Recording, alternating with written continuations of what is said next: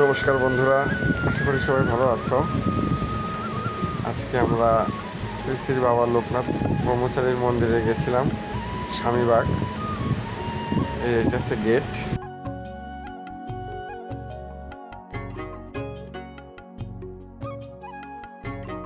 আজকে শুক্রবার ছিল। আমরা আস্তে আস্তে ভিতরে ঢুকি। দেখতে পাচ্ছ ভিতরে কত সুন্দর দৃশ্য, অনেক সুন্দর।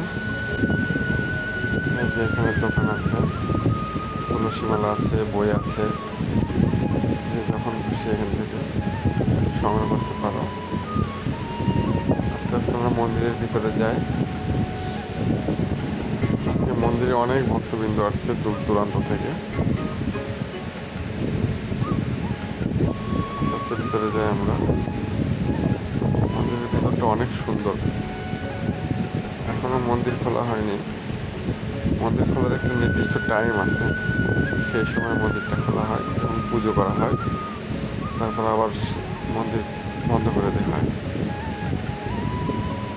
শ্রী শ্রী লোকনাথ ব্রহ্মচারী জয়ন্তী। বাচ্চারা খেলা করছে, অনেক সুন্দর দেখাচ্ছে।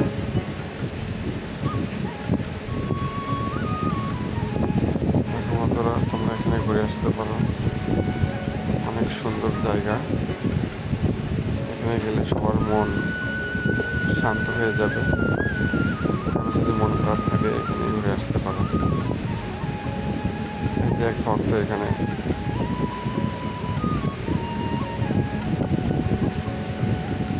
আস্তে আস্তে সামনে এগিয়ে যায়।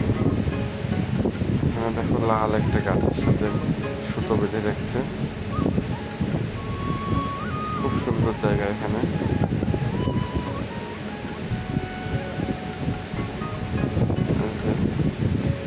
এখানে গণেশ ঠাকুরের মূর্তি আছে, অনেক সুন্দর।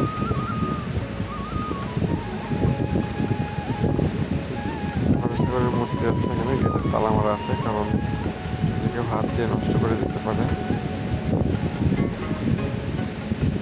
পাশে আরো বেশ কয়েকটা মন্দির আছে। ভক্তবিন্দু এখানে আরাম করছে। ঠাকুর আছে, শিব ঠাকুর, মনসা ঠাকুর আছে।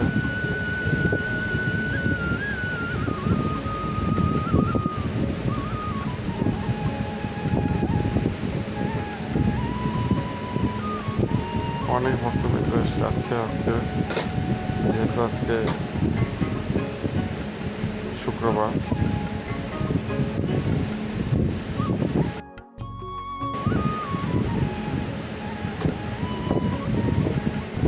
শিব ঠাকুর এখানে আছে।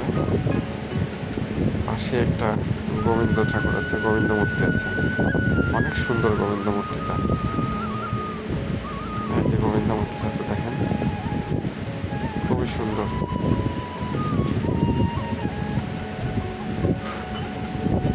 পাশে আরো একটা মন্দির আছে,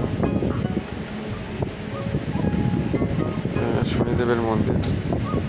মা কালী আছে, শনিদেব আছে, বিষ্ণুদেব আছে। খুব সুন্দর একটা পরিবেশ। এখানে গেলে মন প্রাণ শান্ত হয়ে যায়। যে পাশেরটা হচ্ছে শ্রী শ্রী বাবা লোকনাথ ব্রহ্মচারীর মন্দির, অনেক সুন্দর দেখতে পাচ্ছ। অনেক লোক আজকে, সবাই ঘুরতে আসছে। পরিবেশটা অনেক ভালো।